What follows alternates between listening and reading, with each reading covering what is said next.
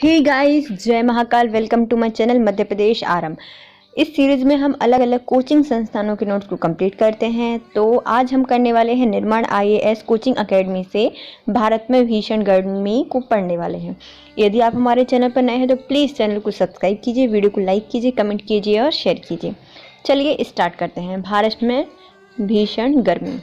संदर्भ: हाल ही में अंटार्कटिका के कुछ क्षेत्रों में अधिकांश तापमान दर्ज किया गया है जो औसत से 40 डिग्री सेल्सियस अधिक गर्म है, और आर्कटिक क्षेत्र में औसत से 30 डिग्री सेल्सियस अधिक गर्म पाया गया है। भारत में भी कई क्षेत्रों में शीत ऋतु के बाद सीधे ग्रीष्म ऋतु का आगमन हो गया और बीच में बसंत का एक क्षणिक दौर भी नहीं आया।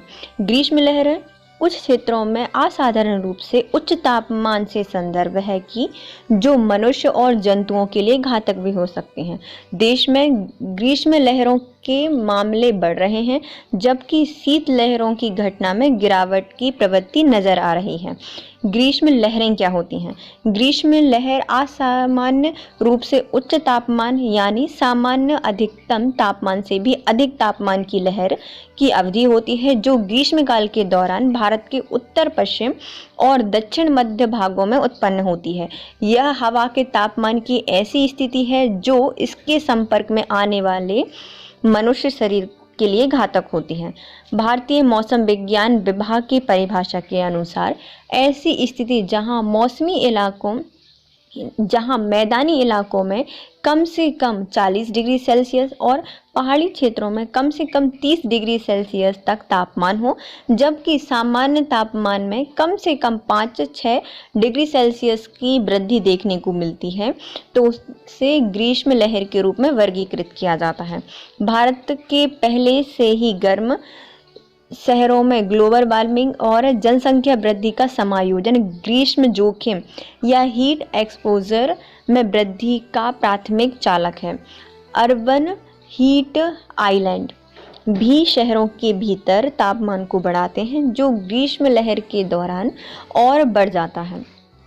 अर्बन हीट आइलैंड की स्थिति तब उत्पन्न होती है जब शहर प्राकृतिक भूमि आवरण को फुटपाथ, इमारतों और अन्य सतहों के घने संघनन से प्रतिस्थापित कर देते हैं, जो ऊष्मा को अवशोषित करने और उन्हें बनाए रखने में मदद करते हैं। भारत में ग्रीष्म लहरों का परिदृश्य।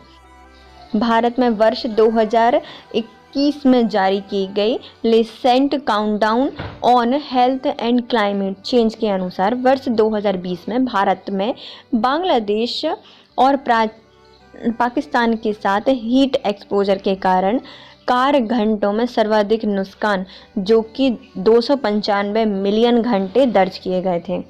भारत में आज वर्ष 1990 की तुलना में भीषण गर्मी की मात्रा में और अधिक 15% की बढ़ोतरी की गई है। ग्रीष्म लहर संपर्क के कारण भारतीयों के वृद्ध व्यक्ति सबसे अधिक प्रभावित होने वाले समूह के रूप में शामिल थे। हाल ही में पश्चिम राजस्थान के अधिकांश हिस्से, महाराष्ट्र और गुजरात एवं उड़ीसा के कुछ हिस्से गंभीर ग्रीष्म लहरों जैसी स्थिति से जूझते हुए नजर आए, जहां अधिकतम तापमान 40 डिग्री सेल्सियस तक पहुंच गया था। पश्चिमी हिमालय के गिरिपाद में दिन और रात के तापमान में सामान्यतः 7 से 10 डिग्री सेल्सियस तापमान अधिक दर्ज किया गया। IMD के दीर्घकालीन तापमान के रुझान संकेत देते हैं कि भारत में ग्रीष्म लहरों की आवृत्ति और चरमता की बढ़ने में जलवायु संकट का स्पष्ट प्रभाव पड़ रहा है। वर्ष 1991 के बाद से ही देश में सभी ऋतुओं के औसत तापमान में तीव्रता वृद्धि दिखाई दे रही है। तापमान में वृद्धि की प्रवृत्ति मानसून, जो कि जून से सितंबर, और मानसून के बाद अक्टूबर से दिसंबर के मौसम में और स्पष्ट रूप से नजर आती है। ग्रीष्म लहरों के प्रभाव। मृत्यु और ऋणता। जलवायु परिवर्तन पर अंतर्राष्ट्रीय सरकार पैनल IPCC ने AR6 रिपोर्ट के दूसरे भाग में रेखांकित किया है कि भीषण गर्मी मनुष्य मृत्यु एवं रुग्णता का कारण होती है। बढ़ती हुई गर्मी से मधुमेह और परिसंचरण एवं श्वसन संबंधी बीमारियों के साथ साथ मानसिक स्वास्थ्य चेतावनियों में भी वृद्धि होती है। अब आता है फसलों को नुकसान। ग्रीष्म लहरों के परिणाम स्वरूप कहीं अधिक जटिल है। गर्मी एवं सूखे की घटना के साथ साथ होने से फसल उत्पादन को नुकसान पहुंच रहा है और जो वृक्ष हैं वो सूख रहे हैं। कम खाद्य उत्पादन एवं उच्च कीमतें। ग्रीष्म प्रेरित श्रम उत्पादकता के नुकसान से अचानक खाद्य उत्पादन में आने वाली कमी से स्वास्थ्य एवं खाद्य उत्पादन के लिए जोखिम और अधिक गंभीर हो जाएंगे। ये परस्पर प्रभाव विशेष रूप से उष्णकटिबंधीय क्षेत्रों में खाद्य कीमतों में वृद्धि करेंगे, घरेलू आय को कम करेंगे और कुपोषण, जलवायु से संबंधित होने वाली मौतों को बढ़ावा देंगे। अब आता है श्रम उत्पादकता की हानि। एक उच्च शहरी आबादी का अर्थ ग्रीष्म प्रेरित श्रम उत्पादकता की हानि से है। इसके आर्थिक प्रभाव उत्पन्न होते हैं। भीषण गर्मी के कारण कुछ दिनों काम करना संभव नहीं होता। इससे लाखों किसान एवं निर्माण श्रमिकों की आय पर असर पड़ता है।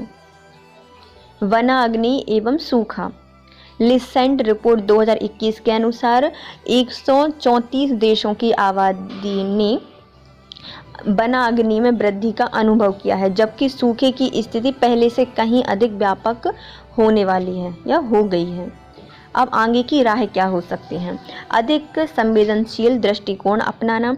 इस तरह से चरम गर्मी के प्रभाव को आम लोग जो दिहाड़ी मजदूर हैं, किसान, व्यापारी, मछुआरे आदि के दृष्टिकोण में समझने की ज़रूरत है। जलवायु संकट के प्रभाव को दर्ज करने वाले आंकड़ों और ग्राफों से आगे बढ़ते हुए भीषण गर्मी में रहने के मानवीय अनुभव की नीति निर्माताओं द्वारा समझाने की आवश्यकता है और फिर उनके अनुरूप प्रयोग किए जाना भी चाहिए। अब आता है शीतल आश्रय। सरकार को देश के विभिन्न हिस्सों में अधिक गर्मी के कारण होने वाली पीड़ा और अक्षमता से निपटने हेतु एक नीति का निर्माण करना चाहिए। प्याऊ बाहर काम करने के लिए तय घंटे, इमारत और घरों के लिए ठंडी छतें कुछ ऐसे उपाय करें जिन्हें तुरंत क्रियान्वित किया जाना चाहिए। कई आपातकालीन शीत आश्रय या कूलिंग सेंटर खोले जा सकते हैं ताकि घरेलू एयर कंडीशन सुविधा से वंचित लोग चरम गर्मी से बचने के लिए इसका लाभ ले सकें। पंखे और यहाँ तक कि बर्फ के साथ पोर्टेबल एयर कंडीशनर इकाई भी उपयोग की जानी चाहिए। अर्बन हीट आइसलैंड को कम करने हेतु पैसिव कूलिंग टेक्नोलॉजी, जो प्राकृतिक रूप से हवादार इमारतों के निर्माण में व्यापक रूप से इस्तेमाल की जाने वाली रणनीति है। आवासीय एवं वाणिज्यिक भवनों के लिए अर्बन हीट आइलैंड को संबोधित करते हुए एक महत्वपूर्ण विकल्प हो सकती है। IPCC रिपोर्ट में प्राचीन भारतीय भवन डिजाइनों का हवाला दिया गया है जहां इस तकनीक का प्रयोग किया गया था। ग्लोबल वार्मिंग के संदर्भ में आधुनिक भवनों के लिए इससे अनुकूलित कर उपयोग किया जाना चाहिए। अहमदाबाद जैसी कार्य योजनाएं। IPCC की रिपोर्ट में अहमदाबाद का उदाहरण दिया गया है। इसमें उष्ण प्रतिरोधी भवन द्वारा अत्यधिक गर्मी से निपटने का रास्ता दिखाया गया है।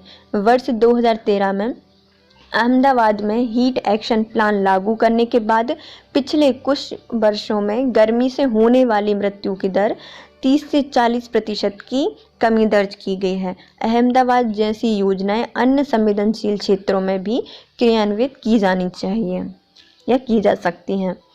गहरे रंग की छतों को प्रतिस्थापित करना। ग्रामीण इलाकों की तुलना में शहरों में अत्यधिक गर्मी होने का एक बड़ा कारण है कि गहरे रंग की छतें सड़कें एवं पार्किंग स्थल से ढके हुए जो ऊष्मा को अवशोषित करते हुए इससे रोक लेते हैं। दीर्घकालीन समाधानों में से एक यह भी हो सकता है कि गहरे रंग की सतहों को हल्के रंग और अधिक परावर्तन करने वाली सामग्री के साथ प्रतिस्थापित किया जा सकता है। इससे अपेक्षाकृत शीतलता वातावरण का निर्माण होगा। इसके साथ हमारा जो ग्रीष्म लहरें थी वो होती हैं कंप्लीट। तो प्लीज़ गाइस, यदि आपको वीडियो थोड़ा सा भी पसंद आ रहा है या फिर ये सीरीज़ पसंद आ रही है तो प्लीज़ वीडियो को लाइक कीजिए, कमेंट कीजिए और शेयर कीजिए और चैनल को सब्सक्राइब कीजिए। Thank you so much. Have a nice day.